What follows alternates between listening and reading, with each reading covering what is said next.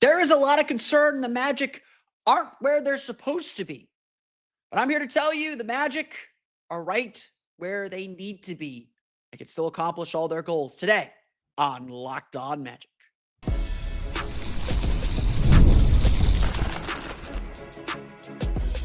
You are Locked On Magic, your daily Orlando Magic podcast, part of the Locked On Podcast Network, your team every day. And you are indeed Locked On Magic. Today is January 6th, 2026. My name is Philip Rossman. I'm the senior writer over at OrlandoMagicDaily.com, credentialed member of the Orlando Magic media since the 2012 season. On today's episode of Locked On Magic, the theme of today's episode is patience. Why the Orlando Magic are exactly where they need to be to make the push that they are looking to make, and where the Magic stand in the East race, plus AB's emergence, and we'll talk a little bit about those Trae Young rumors. We'll get to that coming up here in just a moment. But first, we want to thank you again for making Locked On Magic part of your day every day, no matter when you listen to us, whether it's first in the morning, whether it's right when we upload.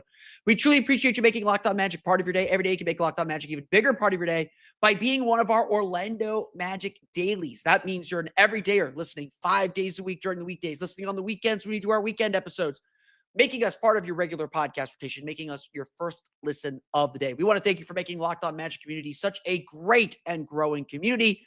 And we want to thank you for helping make the Locked On Podcast Network the #1 sports podcast network. It's your team every day. Today's episode of Locked On Magic is brought to you by Game Time. Download the Game Time app, create an account, and use code LOCKEDONNBA for $20 off your first purchase. We have hit a point in the season where, yes, the team is a little bit who it's going to be.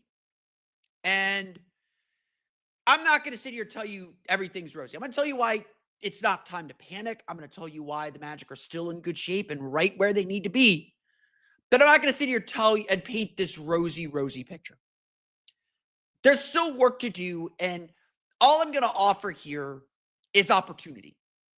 All I'm going to offer here over the next 30 minutes is to tell you the Magic have everything still in front of them and the capability to accomplish those goals. That doesn't mean they're going to do it. That doesn't mean they're guaranteed to do anything.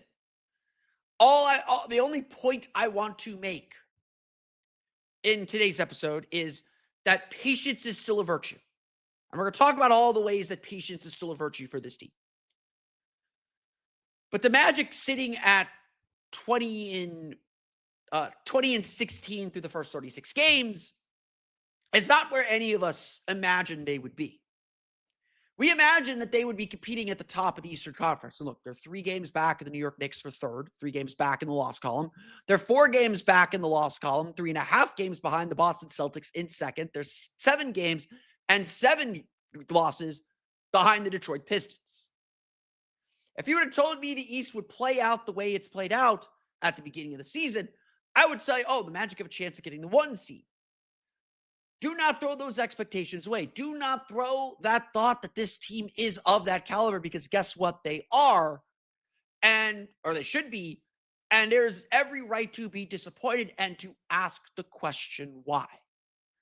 It is perfectly within reason and within right to ask, why aren't the Magic where they are, or where we thought they would be? And I would argue a few things on that front. I would say, the integration of Desmond Bane, the introduction of some new offensive concepts, a lot more difficult and took a lot longer than maybe most of us had anticipated. I would say injuries have undoubtedly played a role. Paolo Banchero injured 12 games into the season. The Magic were finding their groove right at the time he got hurt. He comes back. He's a little slow getting back and up and running. He's kind of back in that space now, back to playing the way that we expected him to play at the beginning of the season. But now Franz Wagner's out with a high ankle sprain. He's been out for about 3 or 4 weeks now. Maybe coming back here before the Germany trip. He's out for Tuesday's game against Washington. Friday seems like a possibility. Sunday feels like a possibility. Certainly Berlin still feels very, very possible. Would not shock. I would anticipate that he will be back in time for the Berlin game, or back for the Berlin game at the latest. But we don't know. We don't know what his status is. They never tell us. And then Jalen Suggs, of course, out with his variety of injuries. Now, he was upgraded to doubtful for Tuesday's game. I am very skeptical that he will play either of the games in Washington or Brooklyn this week. But it certainly feels like that is a short-term injury, and Jalen Suggs will be back sooner than later. Again, could be Friday, could be Sunday, could be Berlin. Another week off wouldn't be terrible, even though if you're playing overseas, not the worst thing in the world for Jalen Suggs to just be healthy. And again, random injuries, what are you going to do? The Magic have also played the third hardest schedule in the league, at least by opponent win percentage, to this point. And that's even though they've played their share of home games, or they played 17 home games against 18 road games. Right now, they're playing a lot of road games. They're in the middle of a very road-heavy stretch of the schedule. And I would argue that the back half of their schedule, certainly January feels like a very gettable month. A lot of opponents who are under 500, including the ones that the Magic are playing on this road trip. Washington's playing better. Brooklyn's playing better. Again, nothing's guaranteed. But the Magic, I think, are in a position where they are going to make a step. And so, excuse me a little bit if I am miffed by the constant calls and the constant panic over every loss. Because here's the bottom line. A, the Magic are where they need to be in the standings. Orlando is essentially tied with Philadelphia, who they will play Friday in a major game right now. That's looking like a very, very big game on Friday. Series is tied at 1-1. The Magic play the Philadelphia 76ers on Friday. They're tied with the Sixers for 5th in the Eastern Conference. They're game and a half back of Toronto at 22-15 for 4th, which is ultimately the goal that they're going for, is home court advantage, and 3 games back of the Knicks for 3rd. But forgetting all of that, knowing that the schedule lightens up, knowing that there's only one road trip the rest of the season that is longer than 2 games. Think about that. There's only one road trip left longer than 2 games. That is the West Coast trip immediately after the All-Star break. And that'll be the 2 Los Angeles teams, Phoenix, Sacramento. I think that's it. The 2 Los Angeles teams, Phoenix and Sacramento. The Magic are set up for success. And on top of that, they're only a game behind where they were last year and in 2024. Through 36 games, Orlando was 21-15. And if there's one thing about Jamal Mosley teams, they play better as the season goes on. Jamal Mosley's teams, every single one, including the rebuilding teams, had a better win percentage after the All-Star break than they did for the entire season. They were, I think, 12-6 last year after the All-Star break. They finished 41-41. This is a team that always finishes strong. And obviously getting healthier is going to help. Just getting better rhythm, getting more consistency, just being healthier is going to help a ton. And so this is not the time to panic. In fact, here's another fun factoid. Orlando finished 7-7 in December this year. December was a rough month for them. They finished 7-7 in December. Last year, they went 6-7. In December 2024 season was the year they got the 5 seed. They went 6-8. Really, the only difference this year is they started 1-4. They kind of started a little bit more of a deficit. They've already virtually made all that up. And like I said, everything is set up for this team to succeed. Now, that doesn't mean they're going to. I'm just using this as historical context to say the Magic have been here before. The Magic may not be where we all thought they would be. And it's okay to ask why. It's okay to be disappointed that. It's okay to wonder, well, if this team hasn't taken that next step, then we got to ask some bigger questions. The point I want to make here, and what I'm trying to say, is that we can ask those questions, but we can also give this team time to course correct. There is still plenty of time because 2024, they finished with 47 wins. 2025 had a terrible March, had that terrible homestand, which I don't think this team's going to have. For as poorly as the Magic are playing right now, they're treading water. They're 500. they're winning. They're still winning games. They're not on these 5, 6, 7 game losing streaks that would bury this team like it did last year. They haven't won or lost consecutive games since the loss to New York in the NBA Cup semifinal and the loss to the Denver Nuggets to open the West Coast trip. And even that was limited to a 2-game losing streak. They went 2-2 on that road trip. This is again to say they have every opportunity to get things together. And so calls for massive change. And yes, changing your head coach is a massive change. Calls for massive midseason change, it's just not founded. Now, again, there are problems. There are issues. There are things this Magic team must solve and frankly, must solve immediately. They're not going to accomplish the things they need to accomplish and right the ship the way they need to right the ship if they don't. And yes, responsibility for that ultimately does fall on Jamal Mosley. Just as simply making the playoffs isn't good enough anymore. If the Magic are the 6th seed and still, maybe they tie for 4, tie for 4, and they fall to 6 because of tiebreakers.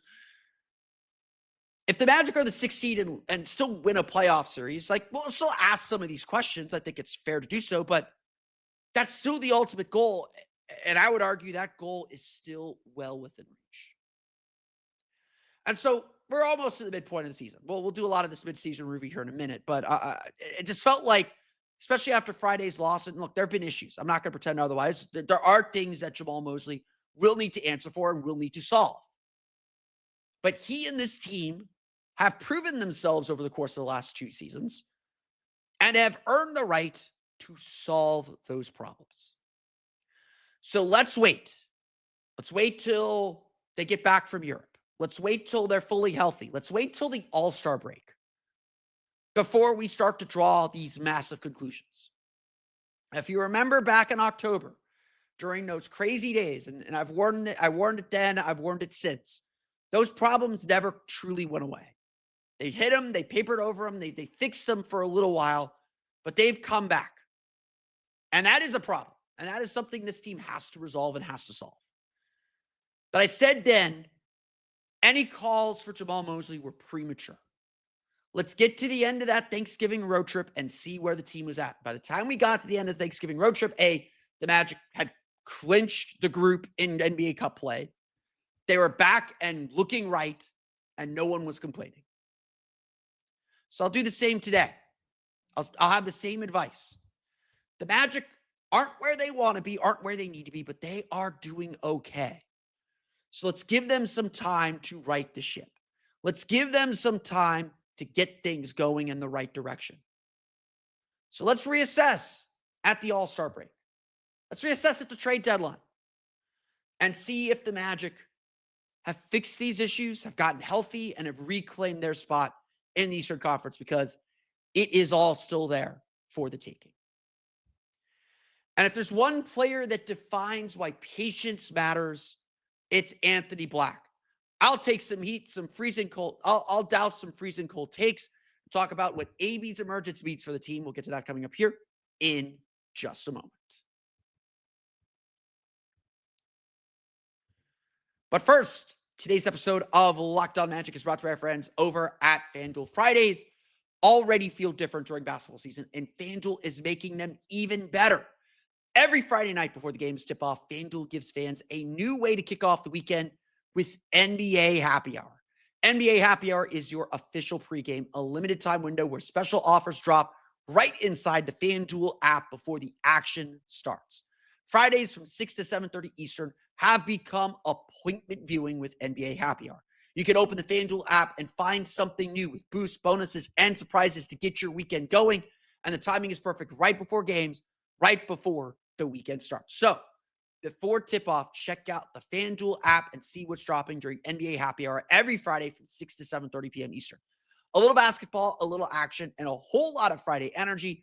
That is NBA Happy Hour, only on FanDuel, the official sportsbook partner of the NBA. Today's episode of Locked On Magic is also brought to you by our friends over at Quo. New year, new systems, This is the time when a lot of us look at the messier parts of how we run our business and think there has to be a better way. And there is. Streamlining your communications is one of the quickest upgrades you can make. That's why today's episode is brought to you by Quo, spelled Quo, the smarter way to run your business communications. Because when your team is reachable, organized, and communicating in one place, you're not just working cleaner, you're creating more opportunities to connect with customers. Q makes everything so simple. It works right from your phone or computer, and you can even keep your existing number. Their smart AI tools automatically log calls, summarize conversations, and highlight next steps so details never slip through the cracks. Everyone can see the full conversation thread, making replies faster and more personal. It's no surprise Quo is the #1 rated business phone system on G2, trusted by more than 90,000 businesses, from solo operators to growing teams. Make this the year where no opportunity and no customer slips away. Try Quo for free. Plus, get 20% off your first 6 months when you go to quo.com/LockedOnNBA. That's Quo, QUO.com/LockedOnNBA. Quo, no missed calls, no missed customers.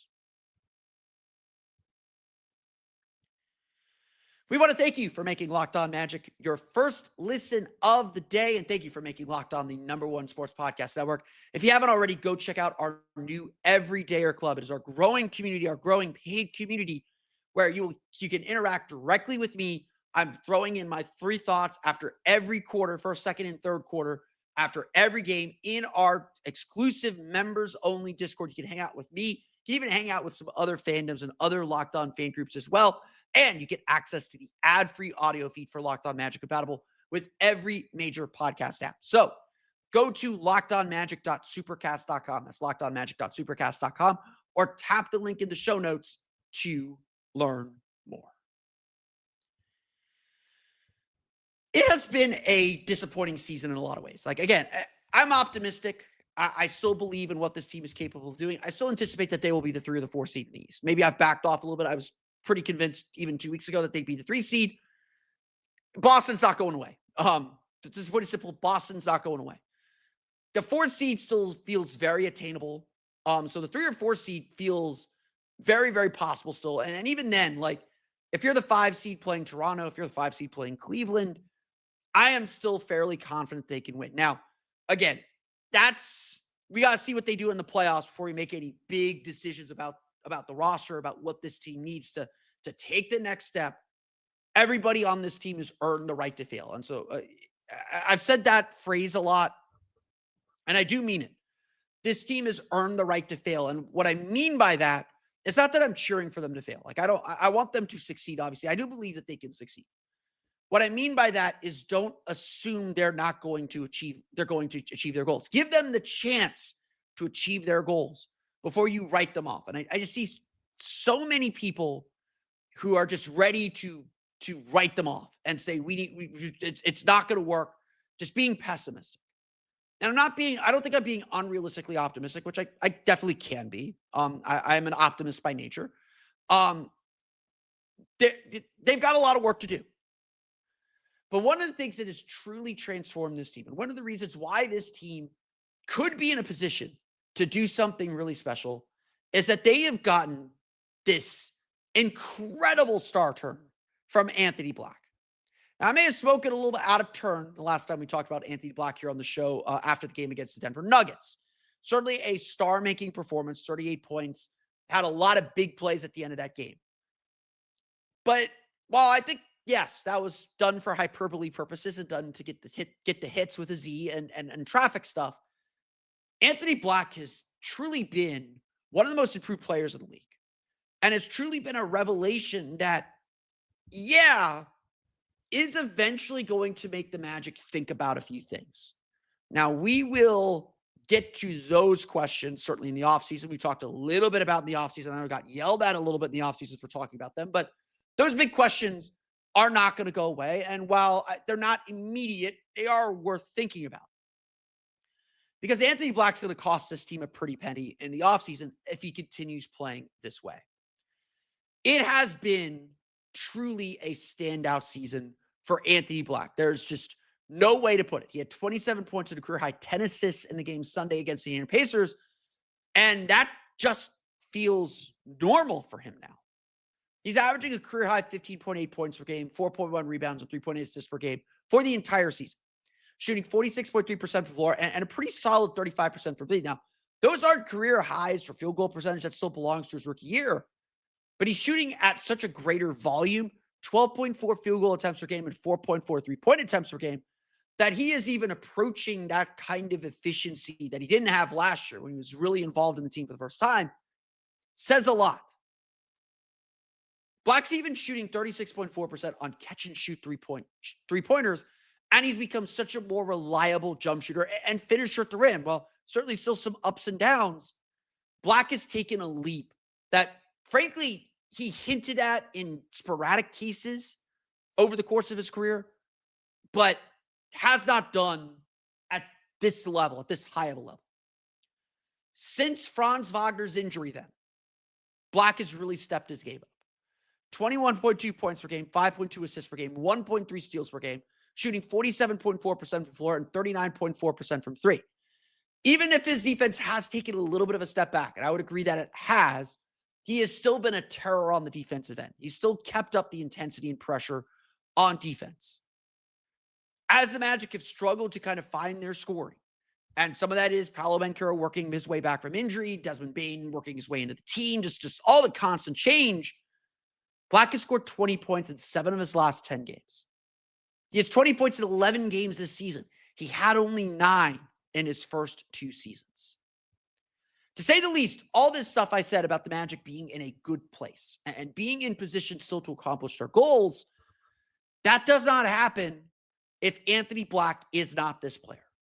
That does not happen if Anthony Black does not take this leap in production as much as anything else.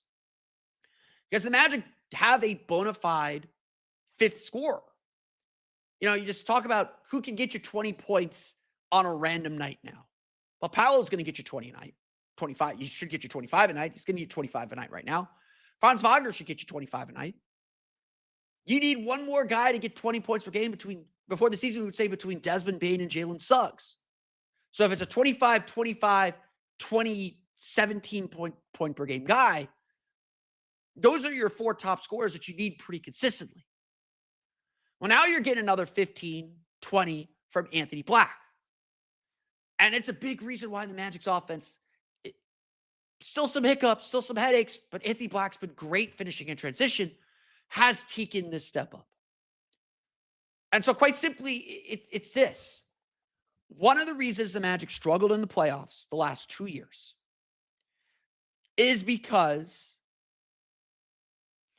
they didn't have enough guys who could attack. They just didn't have enough guys who could score the ball, who were threats offensively. So now the Magic get Desmond Bane, who's a constant threat to shoot, constant threat to be a three-point shooter. Now they add Jalen Suggs, who's one of the best catch and shoot. He's the best catch and shoot three-point shooter on the team. Defensive menace, potential 20-point per game scorer if you leave him open. And now Anthony Black. That's just more stress on a defense. That's just incredible stress on a defense. And look, this came out of nowhere. I will admit, I think I mentioned this. You could go look at my episodes during the summer. I did not have Anthony Black doing this. I wouldn't say I was necessarily an Anthony Black skeptic, but I was just like, you know what? I think it's a little bit of a risk. You could go freezing cold, take me there, but I don't think I was unjustified to believe this. I know I said during the summer, it's a little bit of a risk to put so much of your bench scoring and so much of your bench production on an Anthony Black who hasn't been consistent coming off the bench, and a Tristan da Silva who had this up and down rookie season, and we're still experiencing some of those up and downs in his second season. So maybe he has another third-year jump the same way Anthony Black does. This is what you want to see from young players, though. This is what you want to see from your young players, for them to rise to the occasion, for them to be this big of a factor when you need them to be. And again, like, we're going to get Jalen Suggs back. we're going to get Franz Wagner back. And Anthony Black's going to have to adjust maybe to a smaller role. And maybe that means if Anthony Black is having a 25-point game, he finishes the game instead of Jalen Suggs. He finishes the game instead of someone else.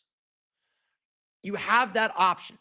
And this, at least for now, until we get to the contract stuff, this is a good problem to have.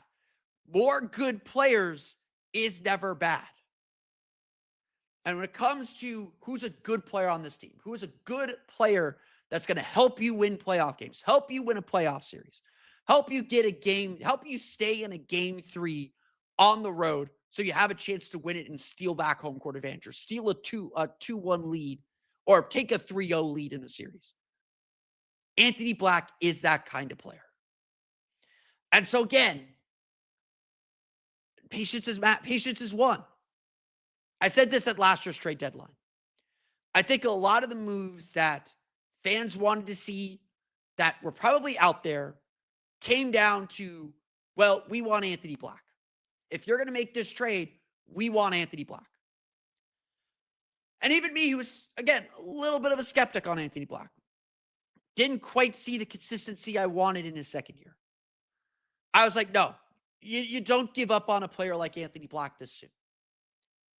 And that's still the case. Patience won. And you always invest in young players and invest in young players getting better because this is the kind of stuff that happens. They get good really fast. And all of a sudden, Anthony Black, who in my assessment was a player who didn't understand how good he could actually be, now understands it. And is not only playing like he understands it, playing like he believes it, and playing like he is it. Because the confidence is flowing so much through him. And it makes him and this team so much better. And that's why we have to save the big news of the day for the last segment and just laugh about those Trae Young talks. We'll get to that coming up here in just a moment. But first, today's episode of Locked On Magic is brought to you by our friends over at Game Time. During basketball season, there is nothing like being in the building, the energy, the crowd, that first big run that gets everyone on their feet. Fans want to be there for those moments, not stuck refreshing screens or guessing what tickets are really going to cost. That's where Game Time comes in. The Game Time app gives fans the advantage back, making it incredibly easy to score amazing tickets, fast, simple, and without the guesswork. Browsing through the Game Time app is straightforward and intuitive. Finding tickets takes just a few taps. You can see the view from your seat with a digital portrait of your seats and what the court, the stage, the field looks like before you buy your tickets. It makes it so easy to choose the right tickets with confidence, which is so key with everything. And with features like zone deals, unlocking great seats at an even better value is so much easier. Take the guesswork out of buying tickets with Game Time. Download the Game Time app, create an account, and use code Locked On NBA. That's Locked On NBA, LOCKEDON NBA for $20 off your first purchase. Download the Game Time app today and get in on the action.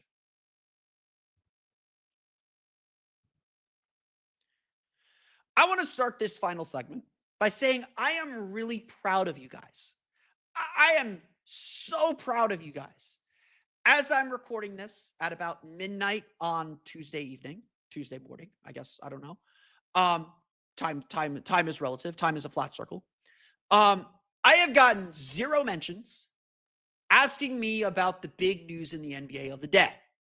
And that is Mark Stein and eventually Shams Charania of ESPN reporting the Atlanta Hawks are indeed working with Trae Young and his representatives to complete a deal that would move him out of Atlanta. It appears that that marriage is finally getting dissolved and both sides are moving on as Atlanta has sunk down the standings. They are really struggling right now.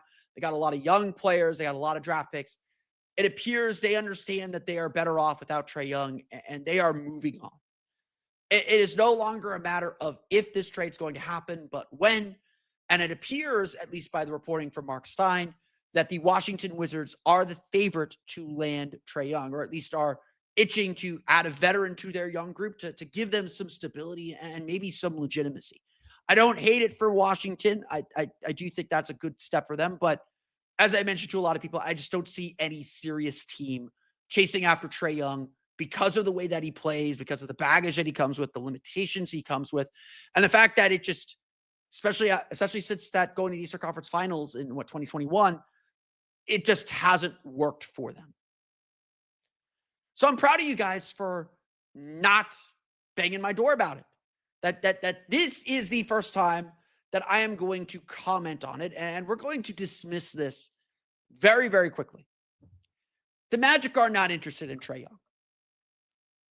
Acquiring Trae Young, if any contending team acquires Trae Young, it is purely out of desperation because he's extension eligible. He's due a new contract. We know what Trae Young as your lead guy does. And the question is whether Trae Young can be a secondary player supporting another star, or if he needs to go to a place like Washington that just needs a galvanizing force to give their young players some purpose and give their young players the development tool that they need to take another step. Orlando is not that. Orlando was never that.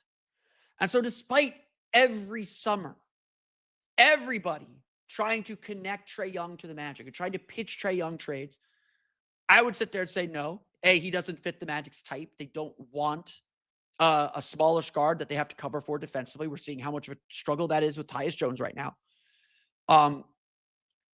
They don't want a ball-dominant guard that's going to take the ball out of the hands of Paolo Banchero and Franz Wagner. They've almost gone out of their way to avoid having a true point guard, which maybe they need. Like Corey Joseph helped a lot.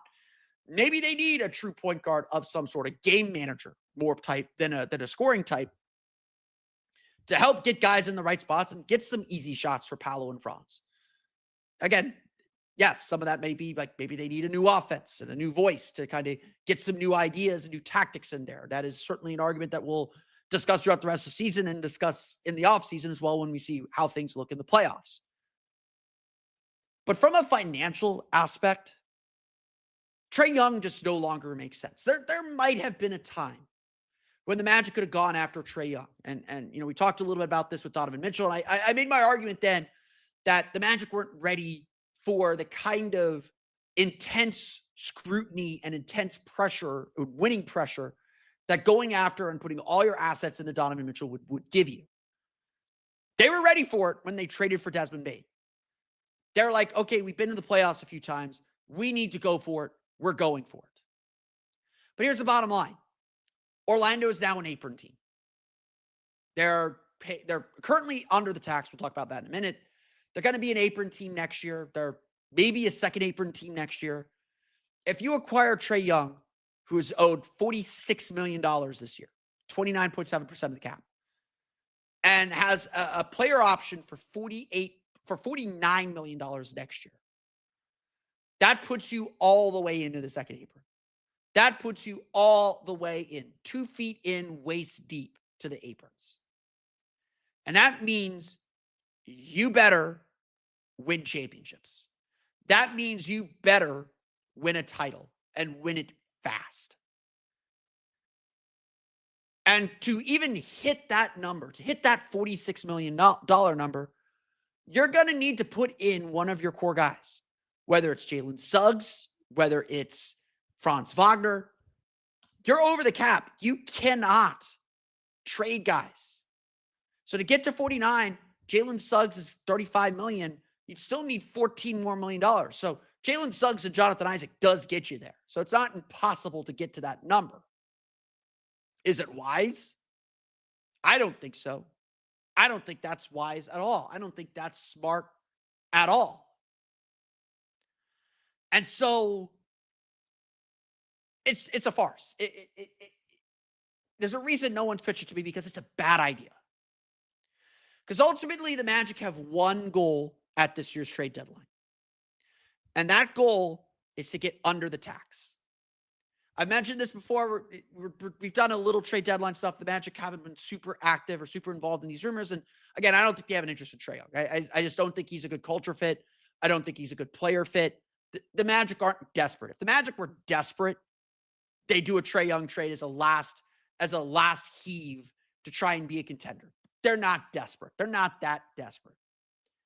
But Orlando's main goal at this deadline is to get under the tax and to prevent the start of the repeater clock. As I mentioned on a previous episode, the repeater clock is if you're over the tax for 3 out of any 4 years. So, if you're in a run of 3 out of 4 years being over the tax, you are charged extra for your luxury tax payments. Instead of a 1-to-1, it's a 1.5-to-1. And then it increases and escalates from there. There's an escalator as well. So the Magic know they're going to be in the first apron next year. They know they're going to be way deep in the tax next season.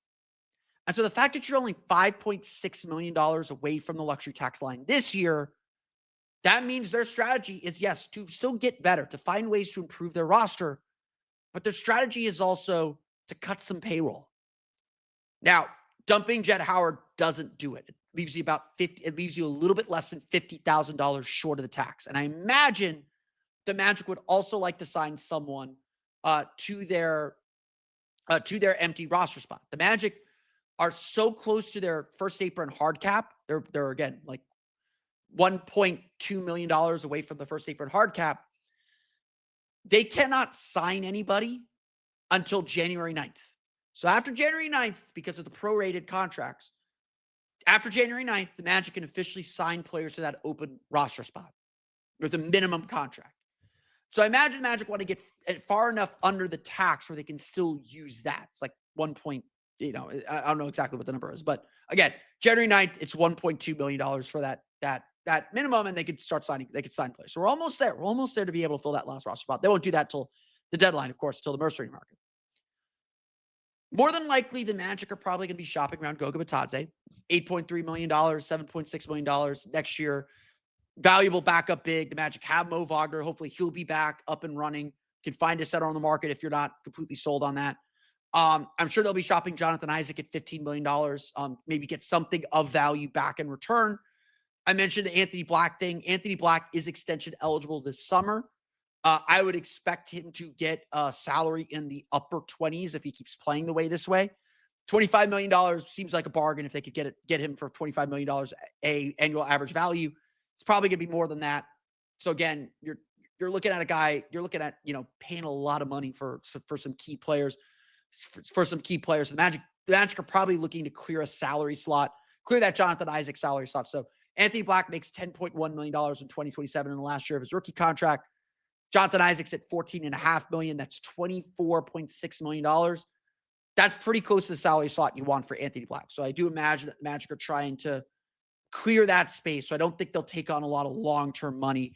But they are, again, trying to dump a little bit of money to try to get under that luxury tax line so they don't have to start the repeater clock before they have to. That is goal number one.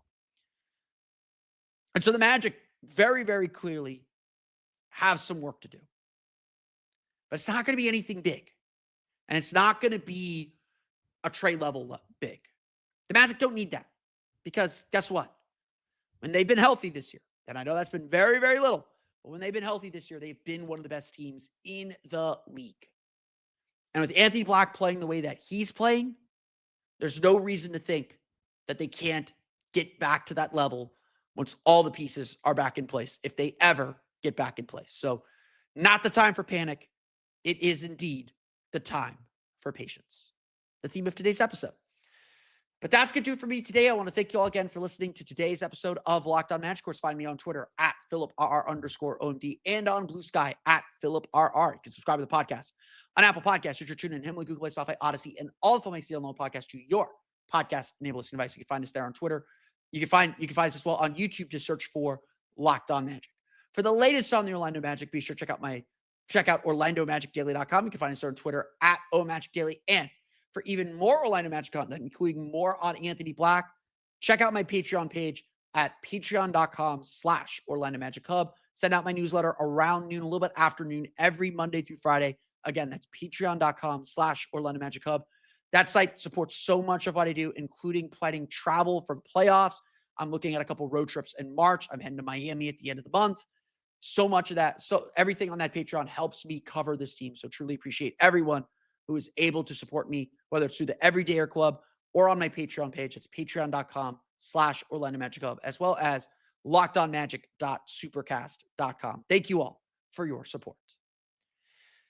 For those of you on video, we're going to send you to the first ever 24/7 National NBA YouTube channel. On audio, make sure you make your second listen NBA game night on Locked On NBA. But that's going to do it for me today. I want to thank you all again for listening to today's episode of Locked On Magic. We'll be back tomorrow to recap the Magic's game against the Washington Wizards, a much better Wizards team, but maybe a Wizards team that will be undermanned because they've traded for Trae Young. We'll get to that on tomorrow's episode of Locked On Magic. But until then, for Orlando Magic Daily and Locked On Magic, this has been Philip Rossman-Reich. We'll see you all again next time for another episode of Locked On Magic.